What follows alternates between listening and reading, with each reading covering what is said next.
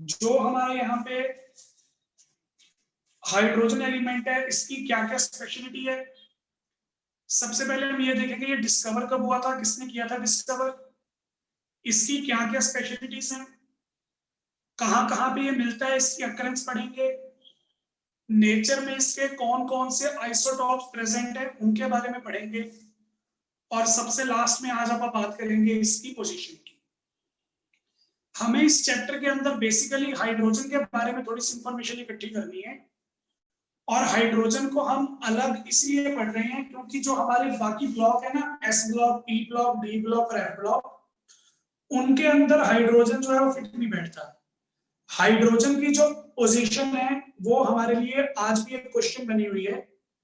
Hydrogen को हम proper position assign ही नहीं कर पा रहे हैं पीरियोडिक टेबल के अंदर। इवन जो हमारा मॉडर्न पीरियोडिक टेबल है ना, उसकी भी ये लिमिटेशन है।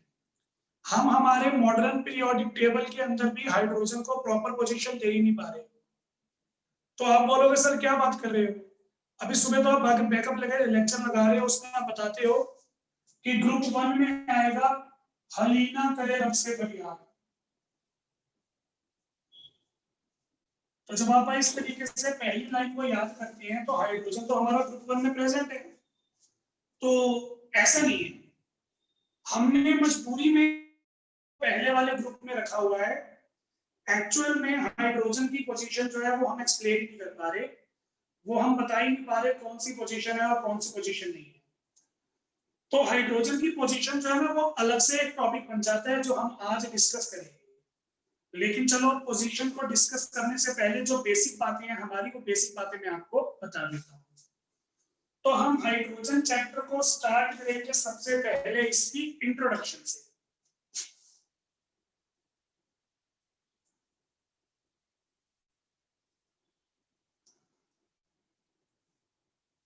तो सबसे पहले हम ये देखेंगे हाइड्रोजन जो है हमारा वो सबसे पहला एलिमेंट है हमारे पीरियोडिक टेबल का। पीरियोडिक टेबल में हमने टोटल 118 एलिमेंट्स पढ़ने होते हैं, लेकिन जब आप पढ़ना स्टार्ट करते हैं ना तो सबसे पहले आप किससे स्टार्ट करते हैं, हाइड्रोजन से स्टार्ट करते हैं। ये हमारा सबसे फर्स्ट एलिमेंट होता है पीरियोडिक टेबल का। और जब मैं पीरियोडिक टेबल बोलूंगा तो मेरा मतलब होगा मॉडर्न पीरियोडिक टेबल, उसके अलावा जो पुराने पीरियोडिक टेबल थे उनकी बात नहीं कर रहा। मॉडर्न पीरियोडिक टेबल में ये सबसे पहला एलिमेंट है। दूसरी बात मैंने ये देखी, सबसे पहला एलिमेंट होने के साथ साथ ये सबसे लाइटेस्ट एलिमेंट भी है, सबसे हल्का एलिमेंट है। हमारे पीरियोडिक टेबल में जितने भी एलिमेंट्स हैं, अगर मैं सभी एलिमेंट्स के वेट का कंपैरिजन करूं तो हाइड्रोजन जो है उसका वेट हमारे पास सबसे कम है, वो सबसे लाइटेस्ट है। हाइड्रोजन एटम का वेट होता है 1 atomic mass unit, hydrogen molecule का वेट होता है 2 एटॉमिक मास यूनिट। इसके बाद जितने भी एटम्स और मॉलिक्यूल्स आ रहे हैं सबका वेट जो है वो इनसे ज्यादा ही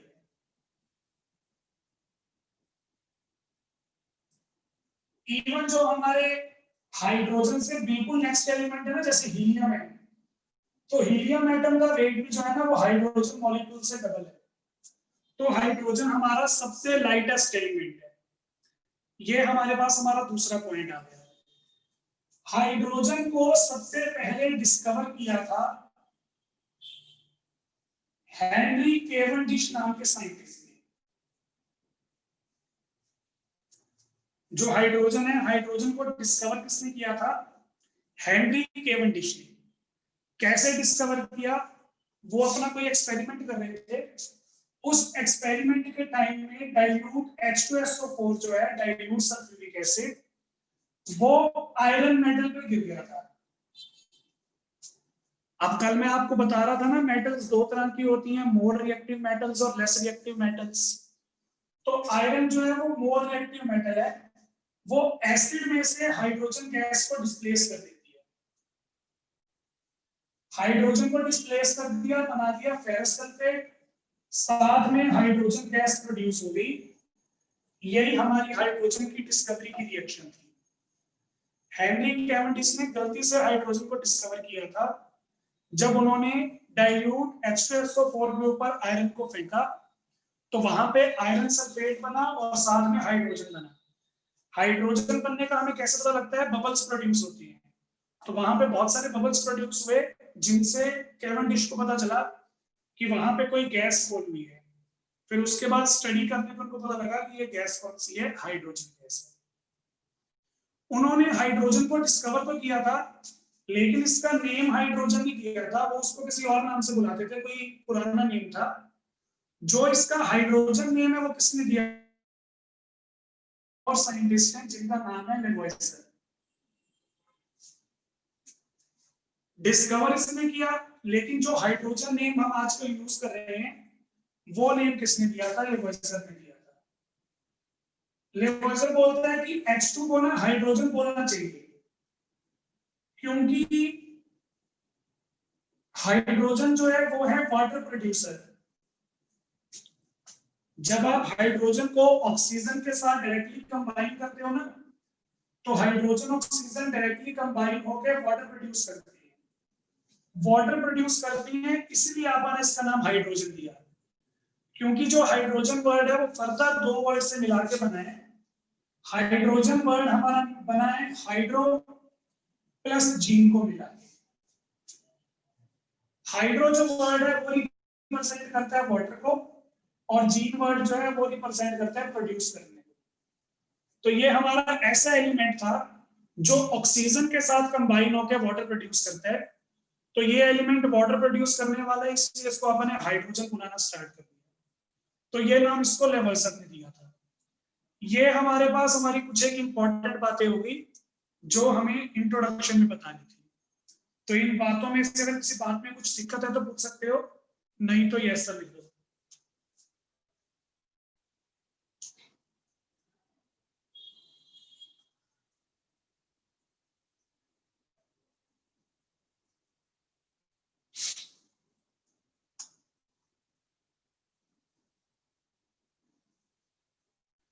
ठीक है जिंदर, जतिन, सारिका और कीर्ति। ठीक है निशा, बहुत बढ़िया। तो ये था हमारे पास हमारा कुछ इंट्रोडक्शन का पार्ट हाइड्रोजन के रिगार्डिंग। अब इंट्रोडक्शन हमने यहाँ पे कर ली है। इंट्रोडक्शन करने के बाद नेक्स्ट हमारे पास हमारा यहाँ पे टॉपिक आ जाएगा अकरेंस का टॉपिक।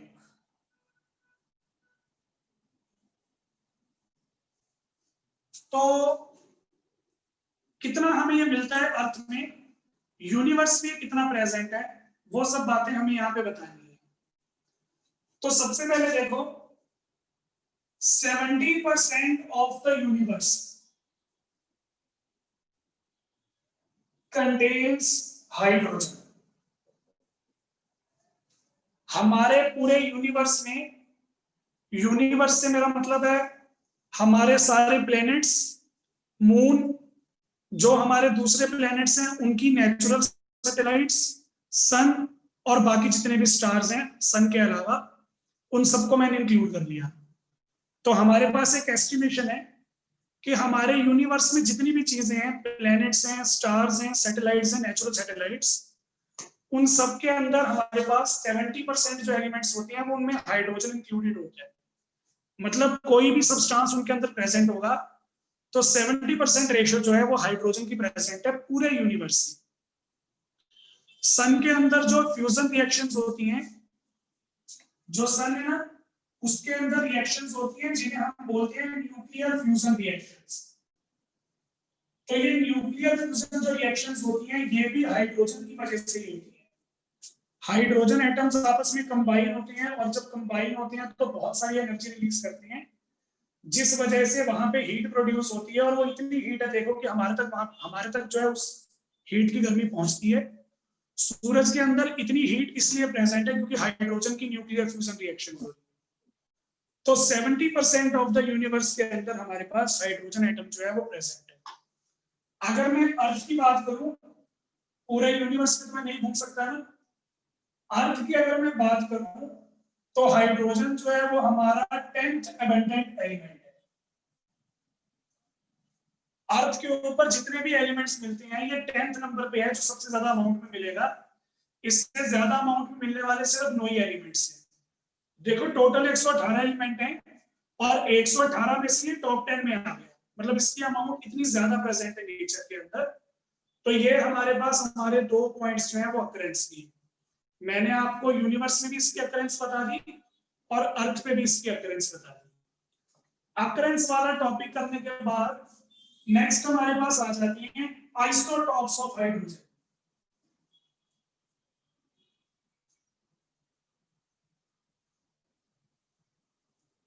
Isotopes of hydrogen.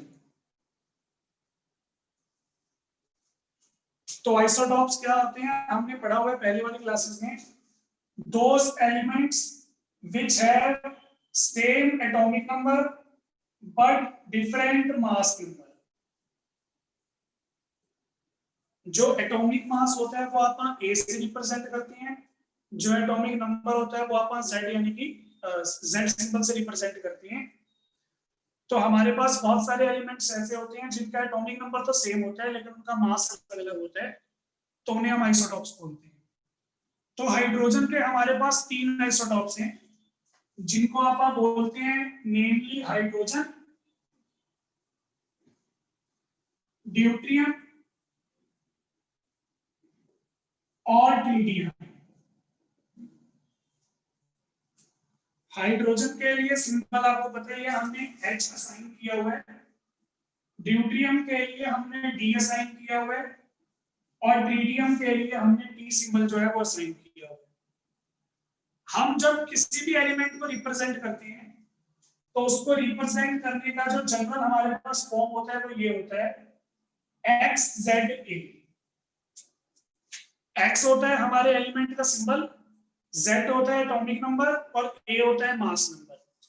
तो अगर मैं इस रिप्रेजेंटेशन के अकॉर्डिंग तीनों को रिप्रेजेंट करूंगा तो हाइड्रोजन को हम रिप्रेजेंट करते हैं इस तरीके से, ड्यूट्रियम को हम रिप्रेजेंट करते हैं इस तरीके से और ट्रिटियम को हम रिप्रेजेंट करते हैं इस तरीके से।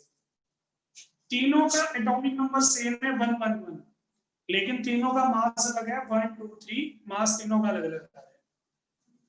जो हमारे पास हमारा हाइड्रोजन है इसका मास 1 है, मास 1 है इसका मतलब ये हुआ इसके न्यूक्लियस में सिर्फ और सिर्फ एक प्रोटॉन प्रेजेंट है, न्यूट्रॉन है। हाइड्रोजन के न्यूक्लियस में न्यूट्रॉन नहीं होता, सिर्फ और सिर्फ प्रोटॉन होता है। फिर ड्यूट्रियम, ड्यूट्रियम का एटॉमिक वेट 2 है, तो इसके अंदर हमारे पास एक प्रोटॉन होता है और एक न्यूट्रॉन होता है। दोनों का वेट 1 ऐड करोगे तो टोटल वेट 2 आ जाएगा। फिर जो हमारे पास हमारा ट्रिटियम है, ट्रिटियम होता है हमारे पास 1 प्रोटॉन्स और 2 न्यूट्रॉन्स वाले न्यूक्लियस का एलिमेंट। जो ट्रिटियम का न्यूक्लियस होता है उसमें एक प्रोटॉन होता है और 2 न्यूट्रॉन्स होते हैं। तो ये हमारे पास हमारे 3 आइसोटॉप्स होते हैं हाइड्रोजन के। अगर मैं इन तीनों आइसोटॉप्स के एबंडेंस की बात करूं, यानी कि नेचर में कितना कितना प्रेजेंट है, अगर मैं इस चीज की बात करूं, तीनों आइसोटॉप्स में से सबसे ज्यादा जो प्रेजेंट है नेचर में वो है हमारा हाइड्रोजन। कितना प्रेजेंट है? 99.9984%। टोटल 100% में से हाइड्रोजन जो है वो इतने परसेंट हमारे पास प्रेजेंट है।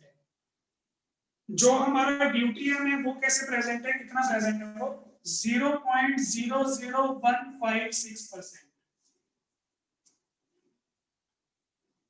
और बाकी का जो हमारे पास बच गया है 0.00004%, वो हमारे पास कौन है?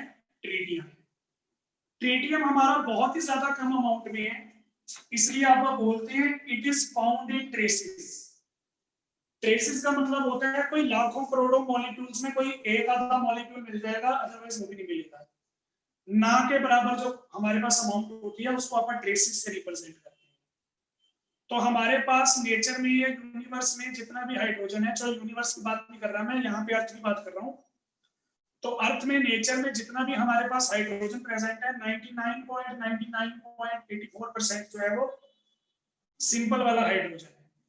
इतनी कम अमाउंट है ड्यूट्रियम की, और ट्रिटियम जो है वो तो रेडियो एक्टिव है, ट्रेसेस में मिलते हैं, रेडियो एक्टिव भी है और ट्रेसेस में मिलेगा। ये हमारे पास हमारा केस आ गया आइसोटॉप्स ऑफ हाइड्रोजन का। नेचर में हाइड्रोजन हमें मिलता है H2 की फॉर्म में, ड्यूटेरियम हमें मिलता है हाइड्रोजन के साथ कंबाइंड। ये बहुत बच्चे गलत करके आते होते हैं 1 मार्क्स के अंदर। ड्यूटेरियम हमें नेचर में D2 की फॉर्म में नहीं मिलता। ड्यूटेरियम जो होता है उसमें हमारा एक हाइड्रोजन जो होता है हैवी हाइड्रोजन, वो नॉर्मल वाले हाइड्रोजन के साथ कंबाइंड होता है। तो ये इनकी नेचुरल अकरेंस भी हो गई है। ये था हमारे पास हमारा अकरेंस और आइसोटॉप्स वाला टॉपिक।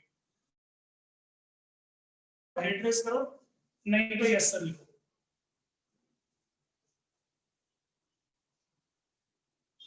हाँ जी बोलो सिंदर। सर ड्यूटेरियम वाला समझ नहीं आया। ड्यूटेरियम वाले में क्या समझ में नहीं आया? सर D2 वाला जो आपने ये भी बताया, ये क्या बताया था? हाँ जी, मैंने ये बोला कि जो हमारा हाइड्रोजन है वो अपने को नेचर में कैसे मिलता है? Diatomic molecule. दो हाइड्रोजन एटम आपस में कंबाइन होते हैं, H2 की फॉर्म में नेचर में मिलता है। तो हमें ये लगा जैसे हाइड्रोजन हमें नेचर में H2 की फॉर्म में मिलता है, ड्यूटेरियम हमें नेचर में D2 की फॉर्म में मिलता होगा। तो ऐसा नहीं है। ड्यूटेरियम हमें नेचर में कैसे मिलता है? 1 एटॉमिक वेट वाला हाइड्रोजन जो होता है वो ही कंबाइन होता है 2 एटॉमिक वेट वाले हाइड्रोजन के साथ। आपको कभी भी ये टेस्ट मिलेगा कि दो ड्यूटेरियम जो है वो आपस में कंबाइन है, ऐसा कभी नहीं होता। नेचर में जो हमें ड्यूटेरियम मिलते हैं वो हमेशा हमें ऑर्डिनरी हाइड्रोजन के साथ कंबाइंड फॉर्म में मिलते हैं, कभी भी वो सेल्फ कॉम्बिनेशन शो नहीं करते। मैं ये बता रहा था। Okay sir. चलिए, और किसी का कोई डाउट हो तो बता सकते हैं।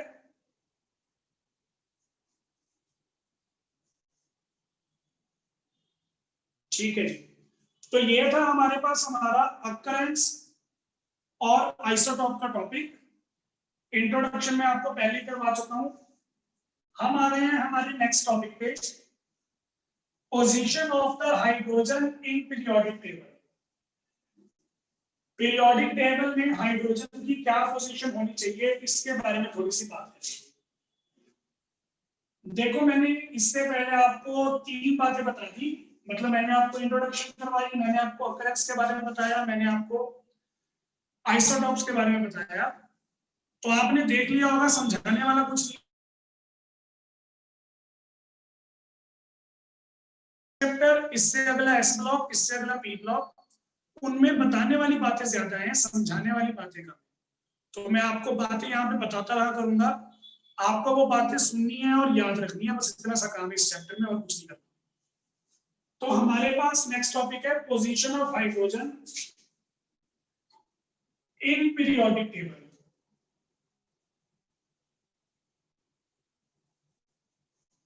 तो सबसे पहली बात तो ये, हमें हाइड्रोजन की पोजीशन डिसाइड करने में प्रॉब्लम क्यों आ रही है, हमें क्यों दिक्कत हो रही है बारी बारी कि हम हाइड्रोजन की पोजीशन को यहाँ पे एक्सप्लेन नहीं कर पा रहे। तो उसके लिए देखो, हाइड्रोजन जो है ना वो बहुत ही यूनिक एलिमेंट है, और क्योंकि ये यूनिक एलिमेंट है तो इसकी जो प्रॉपर्टीज हैं, फिजिकल और chemical properties,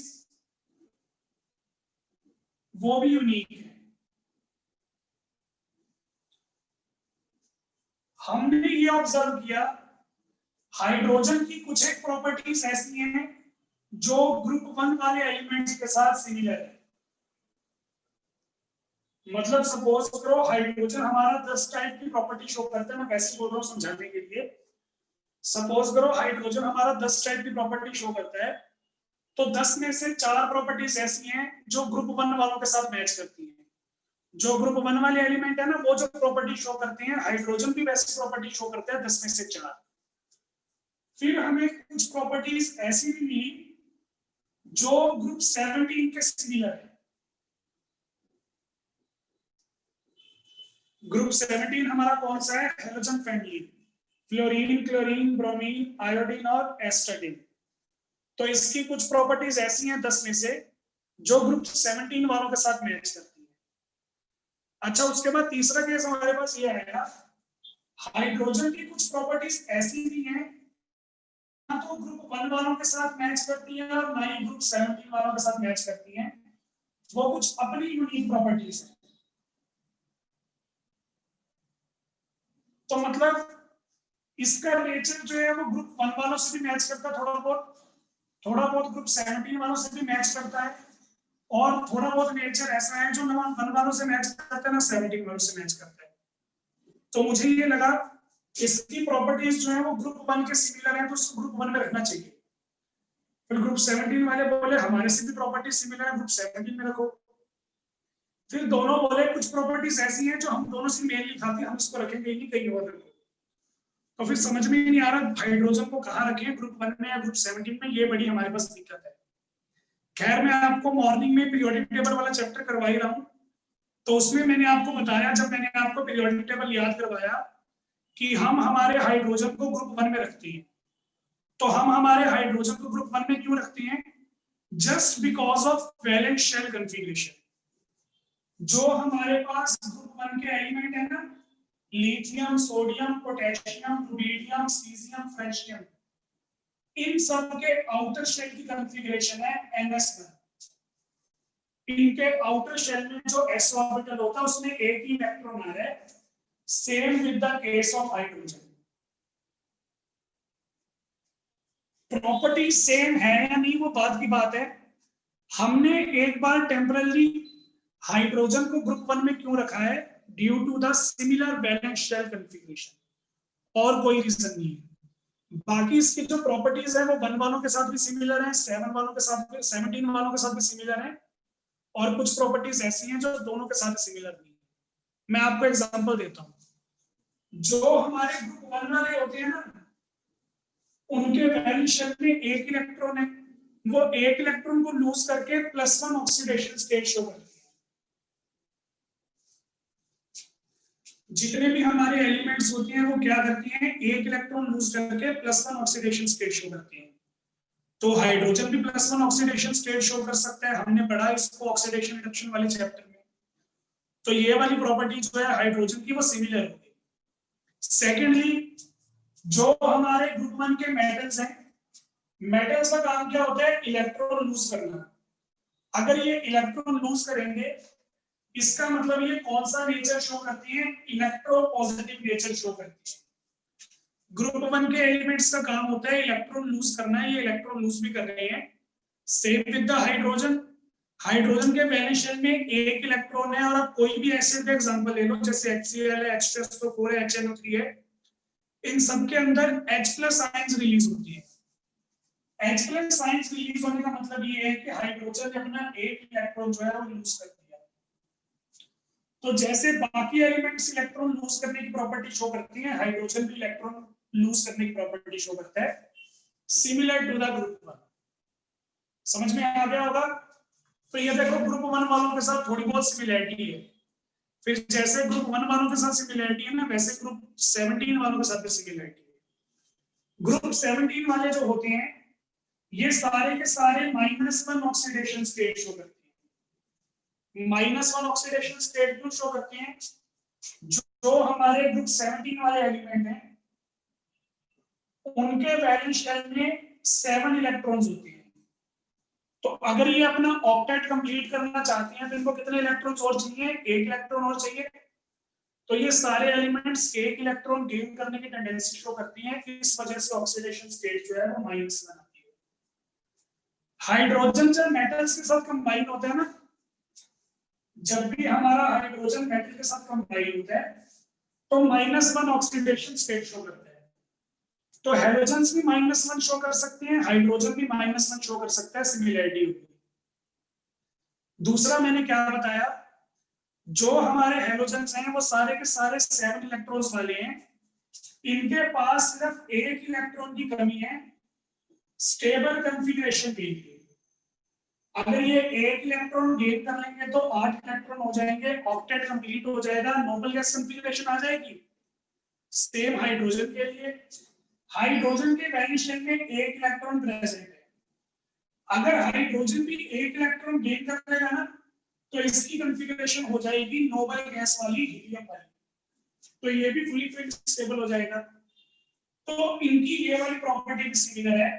they have 1 electron less to acquire stable noble gas configuration. तो ये प्रॉपर्टी भी हमारी सेम आ गई।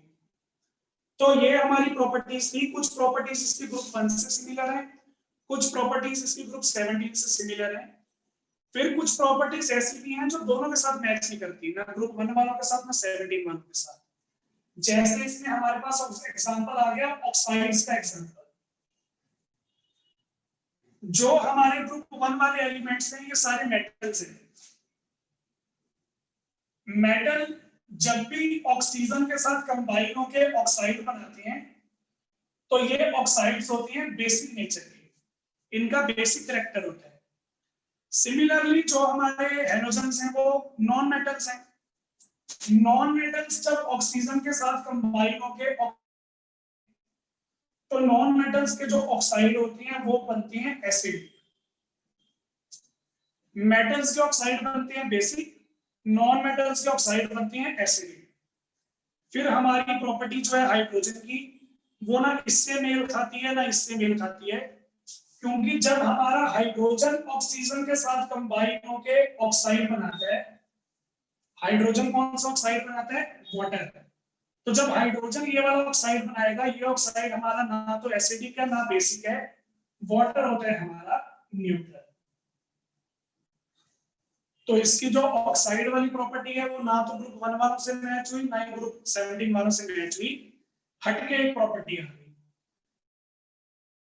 इससे हमारे हाइड्रोजन की जो पोजीशन होती है पीरियोडिक टेबल में एनोमलस होती है, डिफाइन कर सकते हैं। फिर भी हमने मजबूरी में हाइड्रोजन को ग्रुप 1 में रखा हुआ है due to the similar valence shell configuration. ये था हमारा टॉपिक पोजीशन ऑफ हाइड्रोजन का। अगर कुछ पूछना है तो हैंड रेज करो, नहीं तो यस सर लिख दो। ठीक है निशा? Excuse me sir. बोलो बच्चे। सर इसकी यूनिक प्रॉपर्टी कौन सी थी? यूनिक प्रॉपर्टीज यही है ना, देखो मैंने आपको बताया ऑक्साइड वाले जैसे प्रॉपर्टी यूनिक होगी वो दोनों से मैच नहीं कर रही। जो हाइड्रोजन का ऑक्साइड है वो न्यूट्रल है, लेकिन जो हमारे ग्रुप 1 और 17 के ऑक्साइड्स होती हैं वो कैसे होती हैं? एसिडिक और बेसिक। तो ये प्रॉपर्टी दोनों से बिल्कुल हटके होगी, ये यूनिक प्रॉपर्टी होगी। इसके अलावा ये हाइड्राइड बनाता है, परऑक्साइड बनाता है, वो सारी प्रॉपर्टीज आपने डिस्कस करनी है अभी आगे चैप्टर में, तो वो आपको बताएंगे। Okay sir. हाँ जी, और किसी का कोई डाउट हो? ठीक है, सारी को की बहुत बढ़िया।